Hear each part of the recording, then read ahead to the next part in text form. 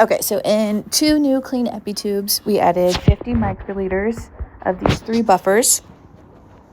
And then we took a bacterial loop and we placed it in the blowtorch until it turned a nice bright orange color to make sure that it was sterile.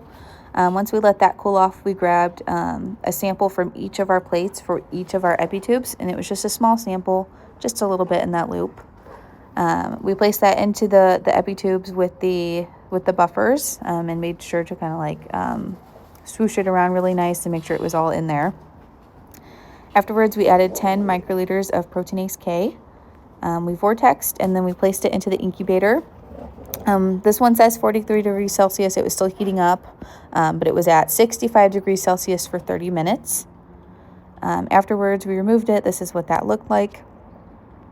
And then we placed it into the centrifuge on low speed for 5 minutes. This is what a balanced centrifuge looks like. We removed it. This is what it looked like. So we had the precipitate at the bottom. That's what that pellet looking thing is.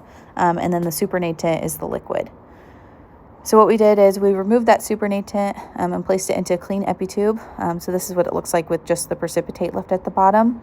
And then this is the supernatant in the clean epi tubes.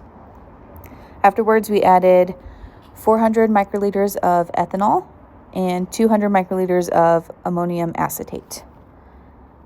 And then we vortexed, placed it into the centrifuge on max speed for 3 minutes. Or no, I'm sorry. After this, we put it into the freezer for 15 minutes.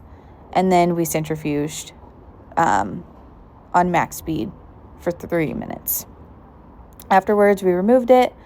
And what we did first, I missed the picture for this one, but we removed the supernatant. We dumped it onto a paper towel and we kept the precipitate this time, which is actually the DNA pellet. So we removed all the supernatant, kept the pellet at the bottom of that tube. Afterwards, we added 50 microliters of AE. We vortexed and then we used the nanodrop to measure how much DNA was in each of our samples.